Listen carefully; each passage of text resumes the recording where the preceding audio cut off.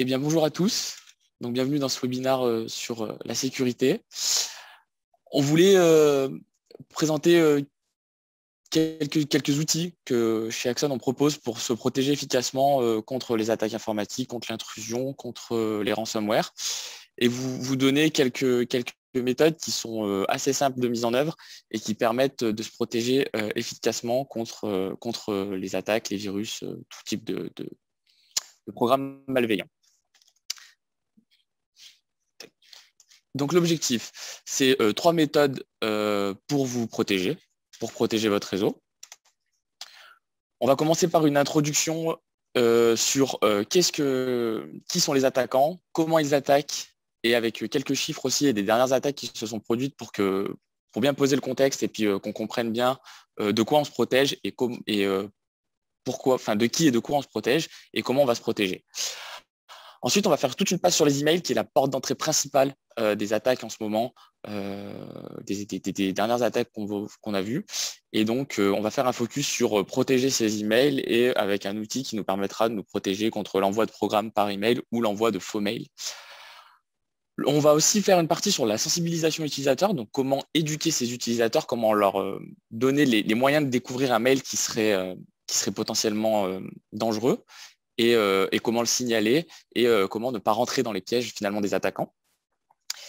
Et la dernière partie, ce sera protéger son réseau d'entreprise selon deux axes. Quand les utilisateurs sont au bureau, donc avec des outils qui seraient liés à votre firewall, et comment se protéger contre le vol d'identifiants et de mots de passe avec de l'authentification multifacteur pour les gens qui seraient externes à votre organisation, les nomades ou les personnes qui font du télétravail. Donc, les attaques informatiques, qui, comment et pourquoi. C'est intéressant déjà d'observer le profil des attaquants.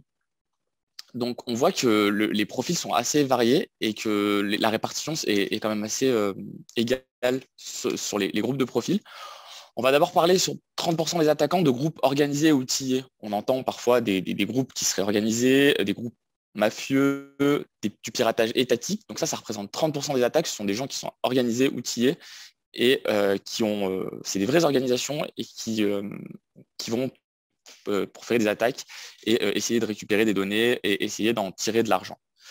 On a des groupes non organisés. Les groupes non organisés seraient plutôt des attaquants seuls finalement, mais qui se retrouvent pour un même but sur une attaque pour récupérer encore une fois des données et de l'argent en proférant des attaques.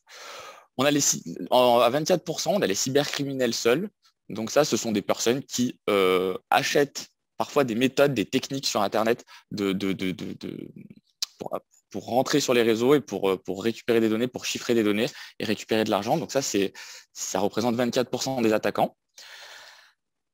22% seraient des script kiddies. Les script kiddies, c'est souvent des étudiants en informatique qui, de par leurs études, ont découvert des techniques et les détournent pour réussir à eux aussi propager des ransomware et récupérer de l'argent. Et enfin, les derniers 40% seraient du piratage interne. Alors, le piratage interne, c'est quoi? Ce serait un collaborateur, ex-collaborateur, quelqu'un qui connaît votre organisation et qui voudrait vous nuire. Et donc, il y a aussi des attaques de ce type-là. Ce sont les plus faibles, mais il faut savoir que ça existe. Alors ensuite, on va parler de la motivation. Qu'est-ce qui motive les gens? La principale motivation, on ne va pas se mentir, c'est l'argent. Que ce soit de dollar, l'euro ou le bitcoin. La principale motivation des attaquants, c'est de gagner de l'argent. On va voir qu'il y en a d'autres. L'appât du gain, on est d'accord, reste le principal avec 45%. Et on a aussi le vol de données, sachant à 30%, sachant que l'un peut fonctionner avec l'autre, puisque dès lors qu'ils vendent des données, c'est aussi pour les revendre. Donc, l'un va avec l'autre. On a 18% des attaques qui restent indéterminées, dont on ne connaît pas vraiment le but finalement de l'attaque. 5% sont du déni de service. Alors, le déni de service, c'est quoi? Ce serait c'est le souhait de faire tomber un service, un site internet, une plateforme, en envoyant un nombre de requêtes jusqu'à ce que celle-ci tombe. En gros, on surcharge de trafic la plateforme et celle-ci tombe. On l'a beaucoup vu pour des hackers qui protesteraient contre la liberté d'expression et qui décider de faire du déni de service sur certains sites de presse, sur certains sites étatiques, pour protester contre de la censure par exemple de la censure, oui, on a vu ça plusieurs fois. Enfin, les deux derniers pourcents seraient des attaques par rebond, le fait d'attaquer et de rentrer sur un réseau, faire une intrusion sur un réseau pour s'en servir pour proférer une autre attaque. Ça, c'est aussi des choses qui existent et ce sont les 2 derniers pourcents des motivations des attaquants. Alors tout ça, quand on parle d'argent, ça a forcément un impact financier. Et en fait, c'est bien de le remettre dans le cadre parce que c'est des chiffres qui sont vraiment, vraiment parlants. Il y a un chercheur en criminologie qui a fait en fait une étude sur ça et on s'aperçoit que le gain pour les hackers, c'est 1500 milliards de dollars par an. Et bon, dit comme ça, c'est pas très représentatif, mais en fait, si on compare à d'autres trafics et d'autres activités illégales, c'est 1,5 fois le revenu de la contrefaçon ou 2,8 fois le revenu du trafic de drogue. Donc là, tout de suite, ça pose un vrai... Enfin, c'est des marqueurs qui sont très parlants et donc, c'est un chercheur en criminologie qui a fait cette étude. Et en fait, on voit que ça représente une vraie somme.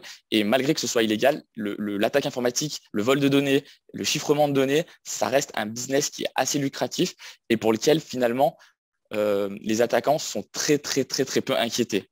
Donc c'est pour ça qu'on a vraiment une augmentation du nombre d'attaques, surtout depuis la crise du Covid et le télétravail et tout ça, parce que c'est vraiment quelque chose qui est lucratif et on voit aussi que c'est quelque chose qui est coûteux pour la collectivité. 5200 milliards de dollars par an de coûts pour les collectivités. Donc le coût, ça va être de remettre en place les sauvegardes et de faire intervenir les prestataires pour rétablir les services parce que des services sont tombés. Ça va être tout le coût lié à la sécurité et tout ça. Donc, c'est vraiment quelque chose qui coûte de l'argent, mais qui est aussi très lucratif pour les attaquants. Donc, ce n'est pas quelque chose qui va s'arrêter d'aussitôt. Maintenant, on va s'intéresser à comment ces attaquants rentrent sur les systèmes informatiques, soit par du phishing. Donc ça, le phishing, on va l'expliquer après, c'est le fait d'envoyer un mail frauduleux qui ne paraît pas être un mail frauduleux et pour lequel on va réussir à rentrer sur un système ou à récupérer des identifiants et mots de passe. Le vol d'identifiant mot de passe en tant que tel, le fait de se faire piquer son identifiant, son mot de passe, soit dans une base d'un site qui serait fait attaquer, soit parce qu'on a manqué de vigilance. L'exploitation des failles système, donc ce seraient des failles qui seraient exploitées par les attaquants pour introduire des systèmes et puis répandre des malwares. Et enfin, l'exploitation du manque de vigilance des utilisateurs. L'utilisateur reste le maillon le plus faible de la chaîne. Nous sommes le maillon le plus faible de la chaîne de sécurité. Ça, c'est évident. Et donc, il y a des attaquants qui se sont spécialisés dans le fait d'exploiter ce manque de vigilance utilisateur. On entend souvent parler d'arnaque au président avec des gens qui appellent en disant je vous ai envoyé un mail hyper important, il faut y répondre, il faut se connecter sur une plateforme.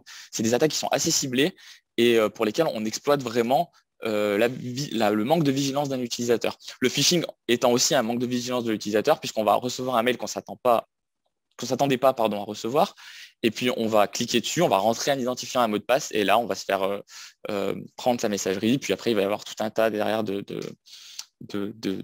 d'actions qui vont permettre de récolter de la donnée ou même parfois de rentrer dans le système pour chiffrer les données.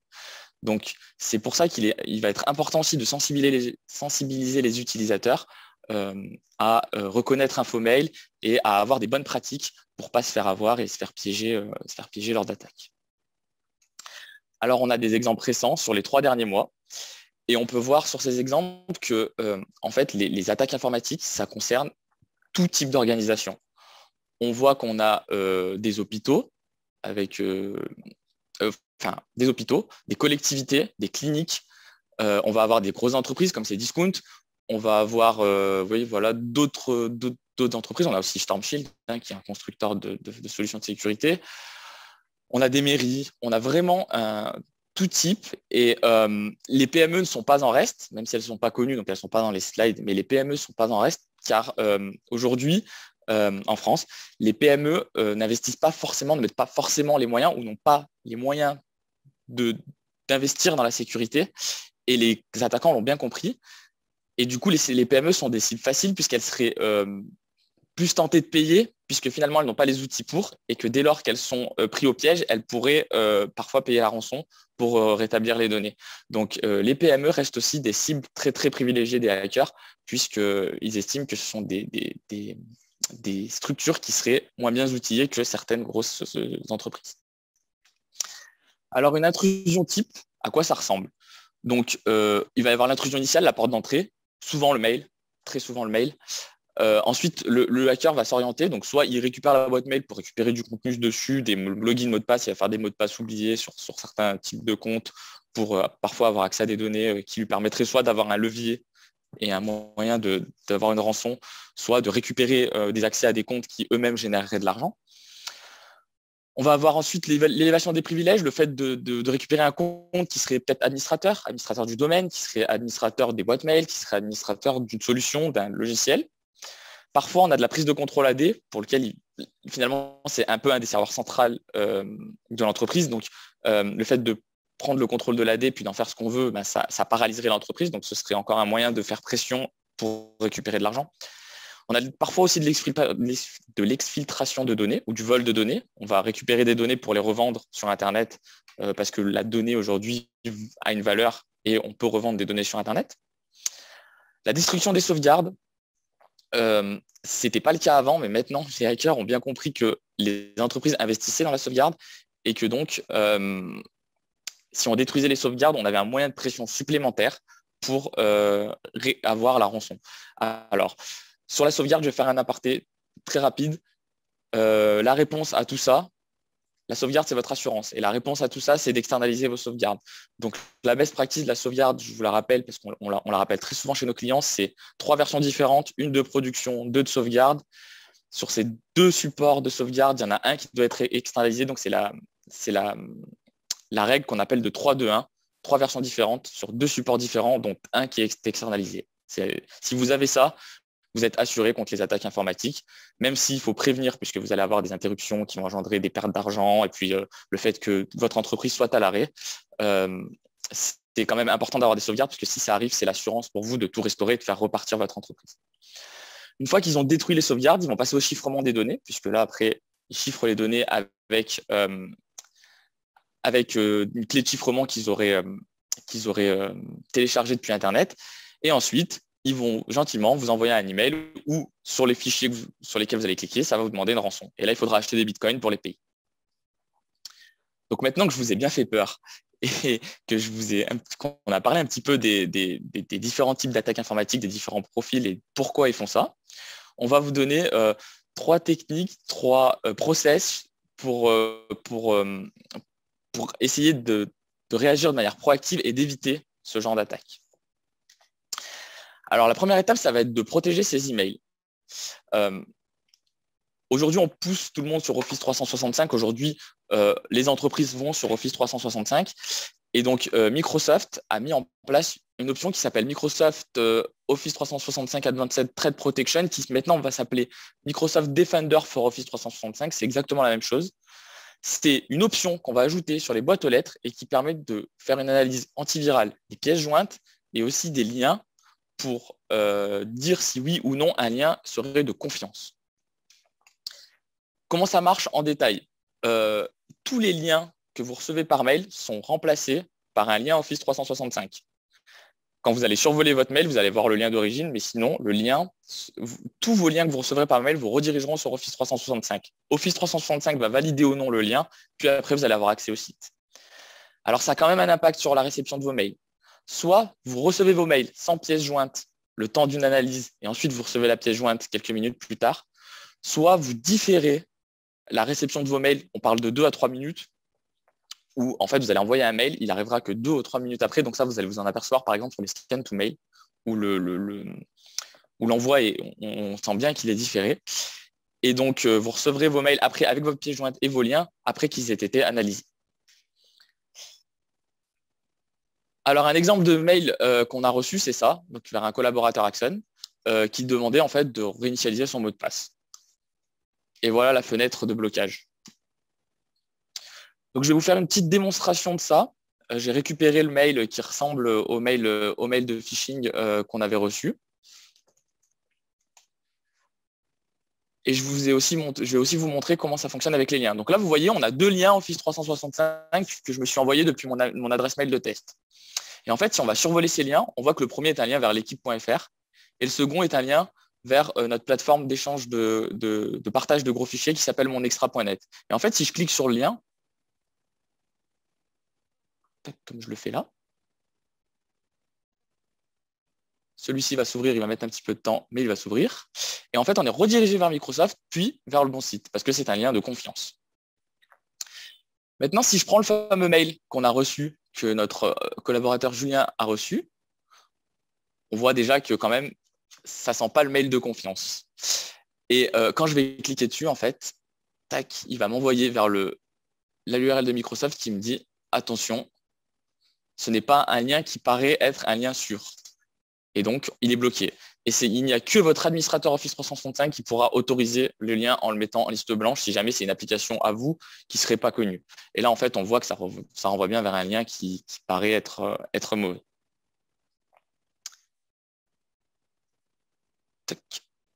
Donc ça vous protégera des emails de phishing qui vont arriver sur votre messagerie professionnelle. Malheureusement, on regarde tous aussi nos messageries personnelles sur nos portables professionnels, sur nos PC professionnels.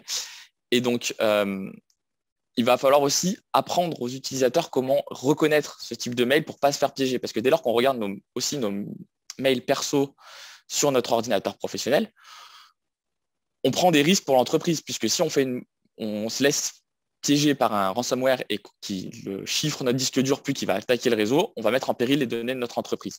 Donc pour ça, on a une réponse. On fait des campagnes anti-phishing.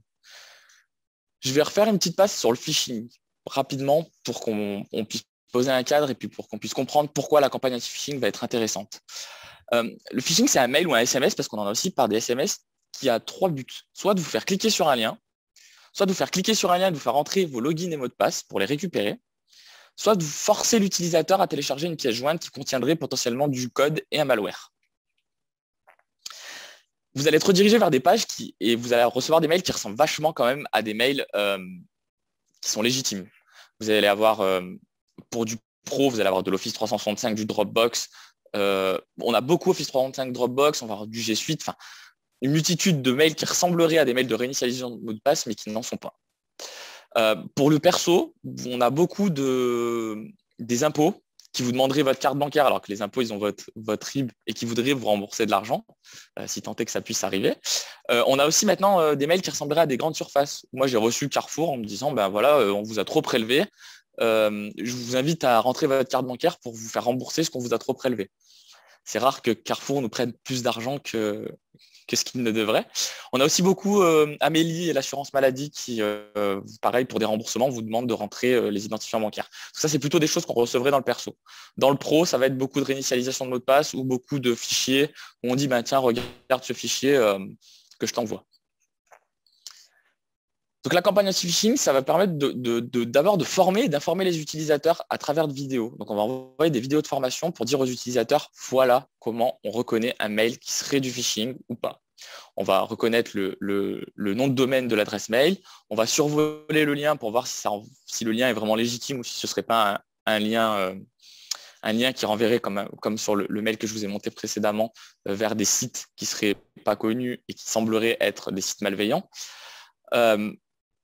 C'est vraiment de sensibiliser les utilisateurs pour dire aussi, si vous en recevez sur le perso, attention parce qu'il faut vérifier tout un tas de choses.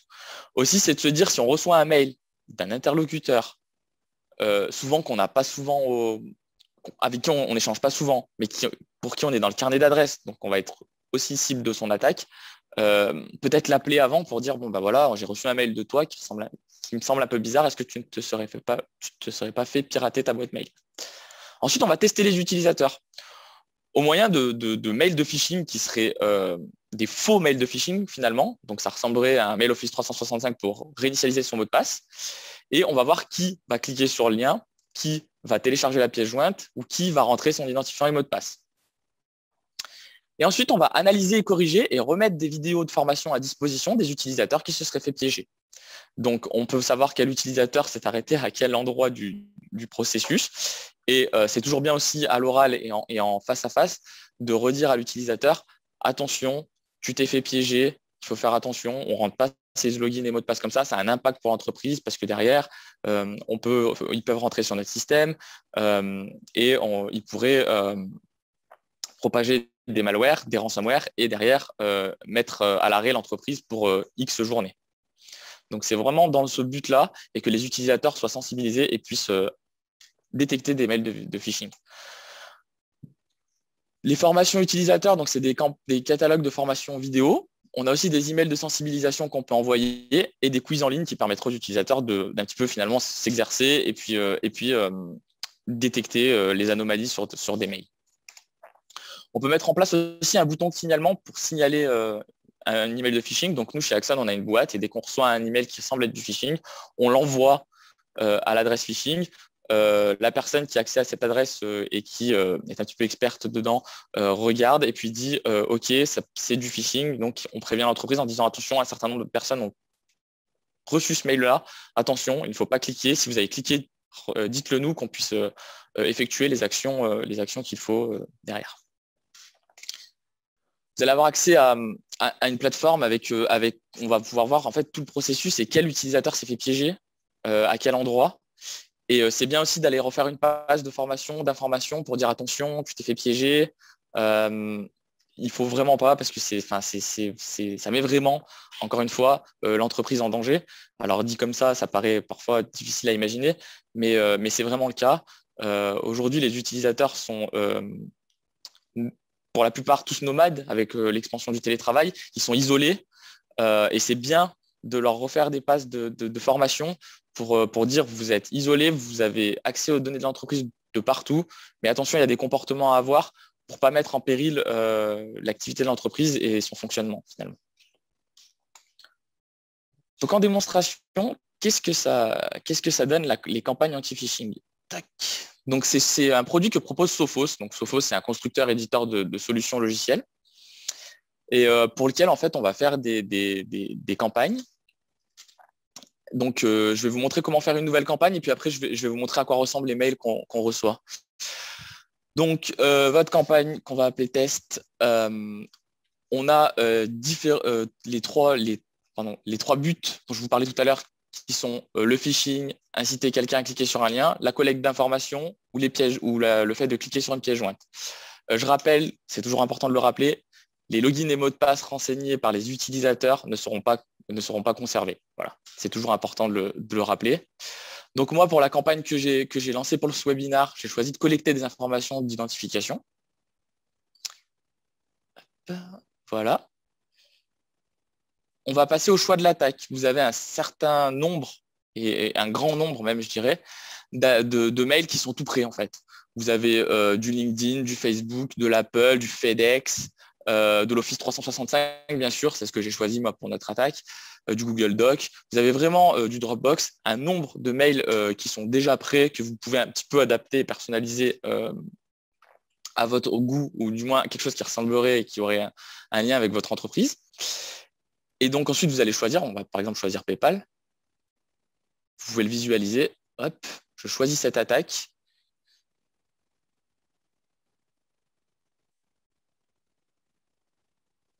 Vous allez choisir la vidéo qui va correspondre à ça. Donc moi, j'ai choisi la vidéo de collecte d'informations et de mots de passe. Donc ça, c'est les formations auxquelles vos utilisateurs vont avoir accès s'ils se font piéger. C'est de lier en fait finalement une formation qui serait en lien avec le thème que vous avez choisi. Et là, pareil, pour les catalogues de formation, on a accès à un grand nombre de catalogues de formation. Voilà. Donc, vous allez pouvoir un petit peu personnaliser votre email. Ça, c'est ce que recevront les utilisateurs.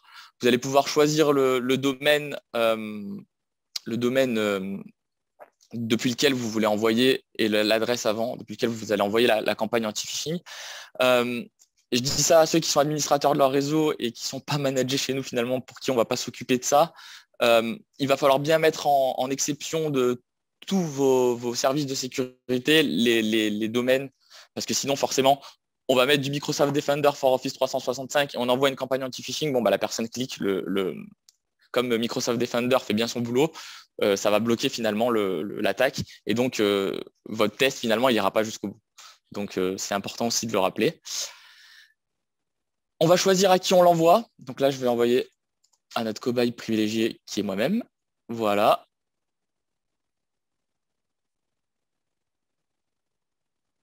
Et donc là, après, on va pouvoir la programmer. Donc, vous allez pouvoir la programmer sur un laps de temps et les utilisateurs, soit vont recevoir tous le mail en même temps, soit vous allez pouvoir faire un envoi petit à petit.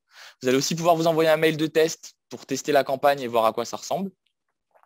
Et voilà, vous allez pouvoir la programmer et l'arrêter, puis après, en regarder les résultats. Concrètement, à quoi ça ressemble? Je vais vous montrer le mail que reçoivent les utilisateurs.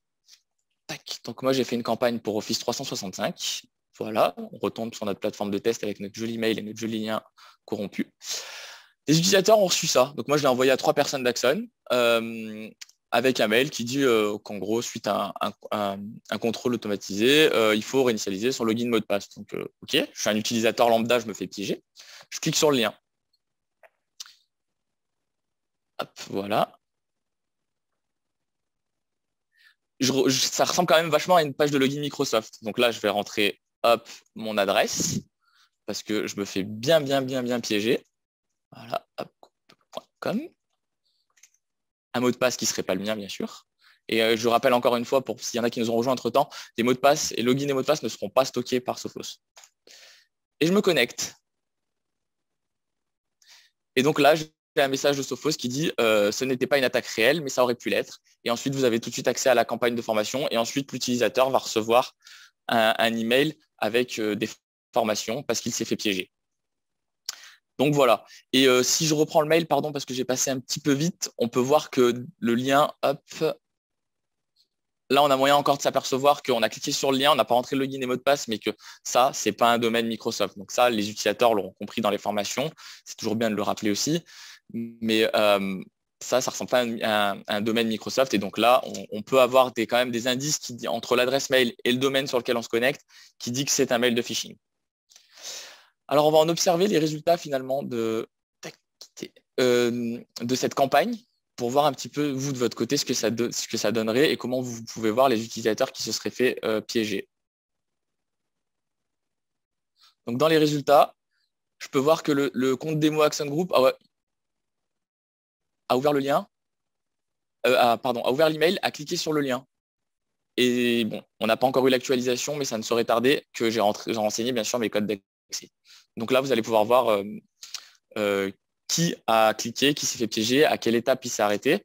Et aussi sur ça, vous allez pouvoir avoir des rapports, générer des rapports sur ça, sur le détail finalement de qui s'est fait piéger. Donc, si j'en reviens, pardon, hop, à ma présentation, ça pourrait comme ça paraître un gadget, mais comme je le dis, vous fournissez parfois des téléphones, des PC portables à tous les collaborateurs. Ils synchronisent aussi des données qui sont personnelles, des comptes mail, ils reçoivent des SMS perso. Donc finalement, le fait de les éduquer, c'est aussi protéger l'ensemble de votre système, puisque peut-être qu'ils recevront un mail sur leur messagerie perso, ils ne se feront pas piéger par du phishing et du coup, ils ne mettront pas à mal les données de l'entreprise. Donc ça, c'est les 2 premiers outils finalement qui permettent de protéger la porte d'entrée qui serait les mails finalement. Et on va voir maintenant comment protéger son réseau informatique, que ce soit en interne et ensuite pour les télétravailleurs. Donc en interne, aujourd'hui, vous êtes tous équipés de ce qu'on appelle un firewall. Alors le firewall, finalement, c'est un petit peu un abus de langage, puisqu'on parlerait plutôt d'UTM, Unified Threat Management, donc gestion unifiée des menaces. Gestion unifiée des menaces, qui comporte des services de base que seraient le firewall, les VPN ou la gestion multilien Internet, des antivirus, des anti-spam, du filtrage URL, de l'application control ou de la prévention d'intrusion. Aujourd'hui, vous avez tout ça sur vos firewalls, que vous soyez sur WatchGuard ou non. Nous, chez Axon, on utilise WatchGuard. Mais pour ceux qui sont sur SonyCall, qui seraient sur Storm Shield, vous avez aussi ce genre de service de sécurité, bien que WatchGuard a quand même une valeur ajoutée sur les autres, quand je vais vous expliquer après. Et donc, vous avez tous ces services-là et qu'il est bien activé parce que c'est déjà une première protection finalement. Mais ça va vous protéger que quand vous êtes à l'intérieur de votre entreprise. À ça, WatchGuard inclut des services de sécurité qui sont complémentaires et qui sont avancés et qui ont un vrai intérêt, une vraie valeur ajoutée sur la partie sécurité, notamment sur la partie protection contre les ransomware. On peut voir que finalement, chaque service est relié à une entreprise. C'est aussi ce qui fait la force de WatchGuard, c'est-à-dire que WatchGuard crée des partenariats avec des entreprises spécialisées, par exemple pour les antivirus, pour le filtrage URL, pour la prévention d'intrusion. Ou alors WatchGuard fait de la croissance externe et rachète des entreprises spécialisées dans leur domaine et l'intègre au produit WatchGuard. Donc ça va être le cas pour TDR, pour la gestion de l'authentification multifacteur que je vais vous montrer après. Ou alors pour les partenariats, on voit que par exemple l'application control, c'est un partenariat avec Trend Micro qui finalement est aussi un fournisseur de services de sécurité. On a deux types de suites chez WatchGuard qui sont la Total Security Suite ou la Basic Security Suite. La Basic Security Suite, c'est finalement les fonctionnalités de base que je vous ai montrées. La Total Security Suite va comprendre finalement, si je reviens sur la slide précédente, tous ces services de sécurité qui sont complémentaires, que je vais vous présenter après, et qui sont avancés, et que je vais vous présenter après, et qui ont vraiment une vraie utilité sur l'attaque de crypto. L'avantage aussi de prendre la Total Security Suite, c'est que si WatchGuard demain intégrera d'autres nouveautés, d'autres solutions, elles seront intégrées dans toutes les Total Security Suite. Donc ça, c'est vraiment une vraie valeur et une vraie force de la Total Security Suite, c'est vraiment d'avoir tous les services de sécurité. Ces services de sécurité avancés sont essentiellement composés de APT blocker ou APT protection, qui est la gestion que je vais vous expliquer après, qui permet de lutter contre le chiffrement et les cryptolockers. L'Intelligent AV, qui serait un antivirus avancé avec de l'intelligence artificielle. TDR, qui serait une gestion une analyse comportementale, donc de programmes, et notamment de programmes qui généreraient du chiffrement de données. DNS Watch, qui est l'analyse de liens URL. Access Portal, on ne va pas trop en parler dans ce webinaire. Par contre, on va après parler de la seule finalement option à tout ça qui ne serait pas inclus dans la Total Security Suite, qui est la gestion de l'authentification multifacteur. Alors, APT Blocker. APT Blocker, ce serait quoi? C'est une protection anti-ransomware qui fonctionne avec l'antivirus de passerelle. Et donc, comment ça marche? APT. Si je peux vous faire une analyse, donc ça marche avec une sandbox. Alors, une sandbox, c'est quoi? Vous recevez un colis suspect. En fait, la sandbox, donc WatchGuard ne le connaît pas, il est inconnu. Donc, votre firewall va l'envoyer dans une sandbox. La sandbox, ce serait une pièce anti-explosion dans laquelle on va ouvrir le colis piégé. Si ça explose, eh ben, il n'y aura pas de risque puisque ça explose dans une pièce à part et qu'il n'y aura pas de dégâts. Et si ça explose pas, ben, on l'envoie au destinataire. Donc, ce serait un programme qu'on téléchargerait sur Internet qui serait inconnu. Et donc, WatchGuard va l'exécuter à part. Et s'il est de confiance, il va le restituer à la personne qui l'a téléchargé. Sinon, il va le bloquer. Il va dire, et on va voir dans les logs que ça va être bloqué par APT Blocker. Donc ça, c'est une fonctionnalité qui est rapide à mettre en place et qui est vraiment utile pour la lutte contre les ransomware. Tac. Le second outil proposé par WatchGuard, c'est l'agent TDR, donc Threat Detection and Response. Ça, c'est un agent qu'on va installer sur les postes et qui va faire le lien avec le firewall. Et en fait, ils vont discuter et analyser le comportement de programmes qui seraient malveillants. Et dès lors que l'agent détecte un programme qui serait par exemple en train de modifier 10 000 fichiers à la minute ou à la seconde, ce qui est humainement impossible, c'est que potentiellement, on a un programme qui est en train de chiffrer le disque dur. Donc, il va l'isoler et arrêter le programme. De la même manière, si le firewall s'aperçoit d'une discussion et d'un téléchargement, par exemple, d'une clé de chiffrement, il va dire à l'agent quel programme fait ça. Donc, l'agent sur le PC va être capable d'identifier le programme qui serait en train de chiffrer ou de télécharger une clé de chiffrement et va bloquer le programme. Donc, l'idée, c'est d'isoler et d'isoler l'impact d'une attaque. Et si si une attaque commence à se propager, c'est de l'arrêter au plus vite. L'Intelligent AV, c'est quelque chose qui va fonctionner un peu comme nos achats sur Amazon finalement. Quand vous achetez sur Amazon, Amazon analyse un peu votre comportement, le compare avec des personnes qui offraient les mêmes achats que vous et vous propose des produits finalement qui pourraient vous intéresser. Et bien, Intelligent AV va faire pareil. Il va identifier des menaces, la comparer à des menaces qui ressembleraient. Et du coup, avec ça, il va pouvoir prédire le comportement de fichiers inconnus, des fichiers qu'il ne connaîtrait pas, mais dont le comportement semblerait correspondre à d'autres menaces déjà identifiées et pouvoir bloquer ces menaces. Donc ça intervient encore dans le trafic web ou dans le téléchargement de pièces jointes par mail. Tout ce qui passerait en fait par votre firewall et serait bloqué. La dernière fonctionnalité dont on voulait parler, c'est DNS Watch. DNS Watch, c'est de l'analyse de requêtes DNS. Donc, ce serait un petit peu comme si vous partez en voyage et que vous serez obligé de passer par l'ambassade. Et bien, l'ambassade va vous dire ces endroits sont de confiance, ces endroits ne sont pas de confiance, il ne faut pas y aller. Et bien, DNS Watch fait pareil. Il analyse les requêtes DNS et il dit OK, ça vous pouvez y accéder. Ça, attention, vous ne pouvez pas y accéder. Et en fait, il va proposer finalement du contenu ou bloquer vos requêtes DNS avec une vidéo et vous dire voilà pourquoi il ne faut pas aller sur ce site-là parce que c'est du phishing.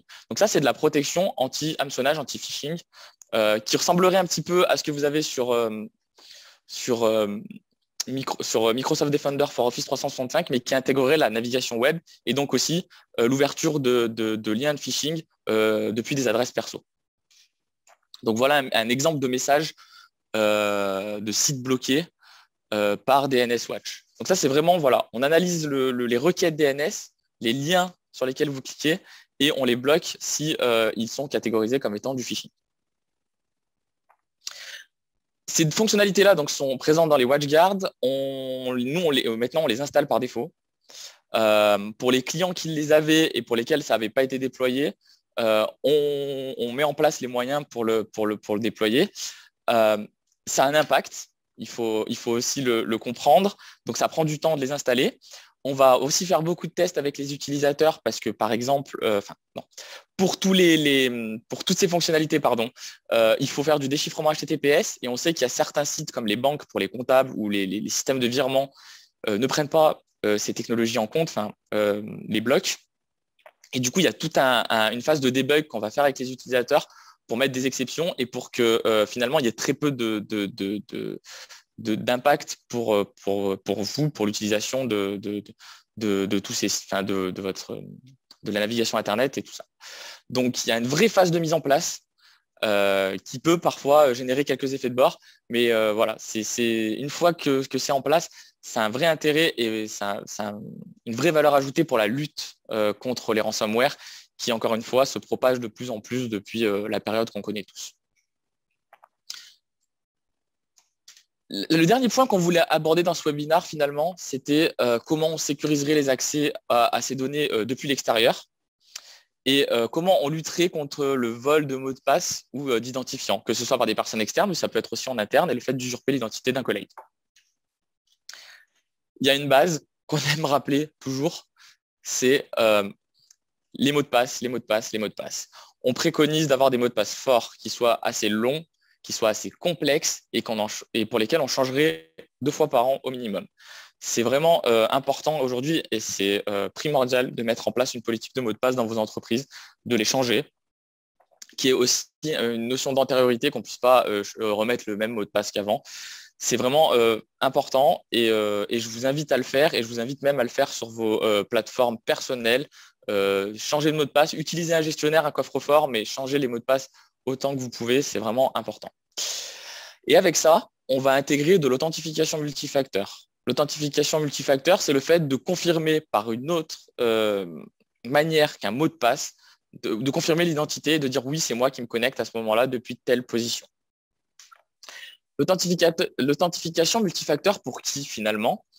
Pour les utilisateurs nomades, quels qu'ils soient, et que ce soit des nomades, des purs nomades, des gens qui seraient extérieurs à votre siège, ou des gens qui seraient en télétravail, puisqu'aujourd'hui, vous avez fourni des PC portables et vous avez des utilisateurs en télétravail. Donc pour eux aussi, ils se connectent depuis l'extérieur sur des réseaux que vous ne maîtrisez pas. Parfois même, ça va leur arriver depuis des PC perso, donc des PC que vous ne maîtrisez pas, pour lesquels vous n'avez pas installé d'antivirus, vous n'en connaissez pas l'usage. Donc, c'est important de confirmer sa connexion dès lors qu'on est sorti de l'entreprise finalement. WatchGuard.Point, c'est la solution de WatchGuard d'authentification multifacteur. C'est celle qu'on utilise chez Axon, qui fonctionne bien. Chez Axon, aujourd'hui, tous nos outils, toutes nos plateformes sont authentifiées au minimum 2 fois.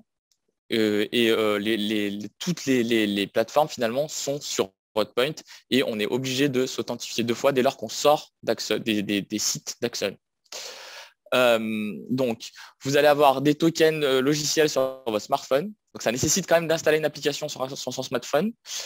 Vous avez 2 types d'authentification multifacteur. Soit vos applications sont compatibles avec les notifications de push. Donc, c'est quoi? C'est un message et vous confirmez oui, c'est moi, non, c'est pas moi. C'est ça la notification push.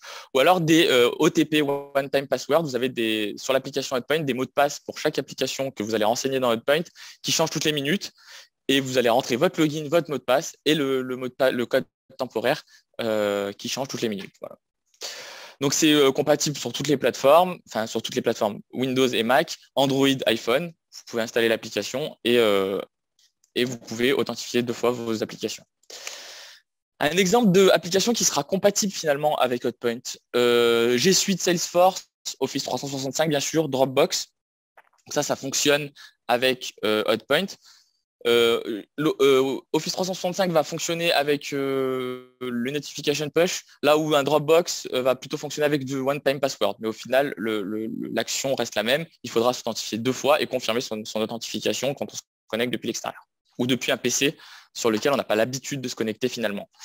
Le VPN WatchGuard, forcément, fonctionne aussi en authentification multifacteur et finalement, c'était la porte d'entrée aussi la plus utilisée par vos utilisateurs avec les mails. Donc, c'est aussi important de l'authentifier plusieurs fois. Et pas RDS, mais Remote App fonctionne avec HotPoint. Donc, c'est pour ça que j'ai mis le login Remote App. Pour l'instant, RDS ne fonctionne pas avec HotPoint, mais le Remote App fonctionne. En pratique, ça donne quoi? Ici, on a accès à notre plateforme de documentation qui s'appelle IT Glue. Quand on se connecte sur IT Glue, on est redirigé vers une page WatchGuard qui nous demande de rentrer nom d'utilisateur ou adresse mail et le mot de passe. Et donc, nous, on a fait une liaison AD finalement. On connecte son compte AD, on confirme sa connexion et puis ensuite, on peut se connecter à nos outils.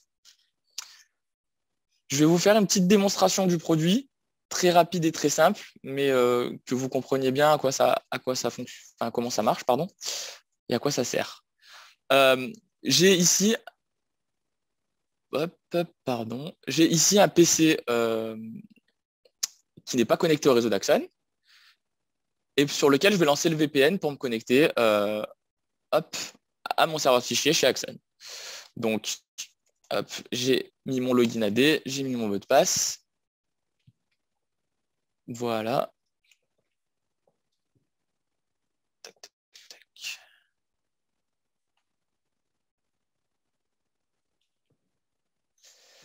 Sur mon téléphone, je vais avoir une petite notification qui me dit « Voulez-vous autoriser à prouver la connexion ?» Je vais l'approuver.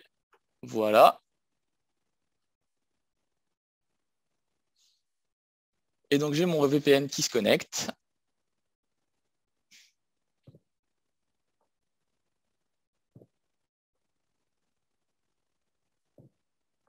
Ça prend parfois un petit peu de temps selon le réseau que vous avez. Là, je suis en 4G, donc c'est un petit peu long. Et normalement, il va nous attribuer une adresse IP virtuelle et on va pouvoir se connecter à notre VPN. Donc voilà comment fonctionne HotPoint pour les notifications de push finalement. Et donc c'est une sécurité, c'est la sécurité finalement qui vous permet de vérifier l'identité de ceux qui se connectent sur votre réseau et de prouver que c'est bien vous. Donc aujourd'hui c'est dans l'air du temps et c'est vraiment important, encore une fois, avec le télétravail, je le répète, c'est vraiment quelque chose qui est important de protéger l'accès à ces données autrement que par un login et un mot de passe. Je vais juste vous montrer un dernier usage de HotPoint donc, sur la plateforme Sophos, puisque Sophos ne permet pas de faire du push, mais on va faire du one-time password. Donc là, j'ai mon login et mon mot de passe sur la plateforme Sophos. Je vais m'y connecter.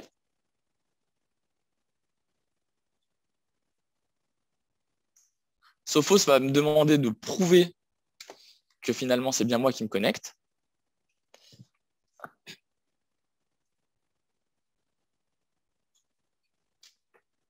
Hop. Alors, ça prend un petit peu de temps. Voilà. Je vais choisir une autre méthode que l'email comme authentification. Je vais choisir mon token. Et là, il va me demander mon code de sécurité. Et je vais renseigner le code qui change toutes les minutes. Voilà. Donc, vous pouvez essayer de vous faire passer pour moi, mais vous n'y arriverez pas puisque dans une minute, le code aura changé. Et là, je vais me connecter sur ma plateforme Sophos.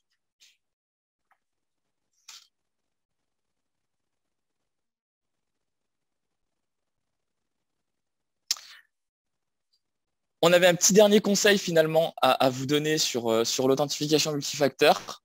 C'était de l'activer partout où vous pouvez l'activer. Par exemple, vous allez avoir des utilisateurs qui vont vous dire « Moi, je n'ai pas de téléphone portable professionnel. Je n'ai pas envie d'installer WatchGuard. C'est une application pro sur mon téléphone perso. Je n'ai pas envie de l'utiliser. » Et là, ce à quoi vous pouvez répondre. En fait, Hotpoint, vous pouvez l'utiliser pour Facebook, vous pouvez l'utiliser pour Google, vous pouvez aller pouvoir l'utiliser pour tous vos réseaux sociaux, LinkedIn. Les sites de banque ne seront pas compatibles Hotpoint, mais vous proposent l'authentification multifacteur, et encore une fois, je vous le conseille, pour identifier vos achats, authentifier vos achats, pour authentifier vos connexions à la banque, c'est important. PayPal aussi, c'est important finalement de l'authentifier plusieurs fois, puisqu'il y a une notion d'argent et vous avez rentré vos identifiants bancaires, donc c'est aussi des sites qu'il est important de protéger. Aujourd'hui, tout le monde propose l'authentification multifacteur, donc dès lors que vous voulez l'activer, on vous conseille vivement de l'activer. Et encore une fois, c'est aussi des applications que vous consultez sur des PC professionnels. Donc c'est toujours bien de l'activer quand vous le pouvez. La dernière chose, c'est si vraiment vos utilisateurs sont contre installer une application sur son smartphone, WatchGuard propose des tokens physiques, donc c'est des codes qui changent toutes les minutes, avec une clé comme on a pu le connaître pour d'autres applications, notamment les banques à l'époque. Le problème des tokens physiques, c'est qu'ils vont les ranger finalement avec leur PC portable. Et s'ils perdent leur PC, ils perdent leur token avec. Donc là, la sécurité, finalement, ça perd un peu de son intérêt. Donc, on conseille smartphone essentiellement pour authentifier ces connexions. Voilà. Eh bien, merci à tous. Je vous souhaite une très bonne journée. Et je vous dis à bientôt tout le monde. Merci beaucoup en tout cas.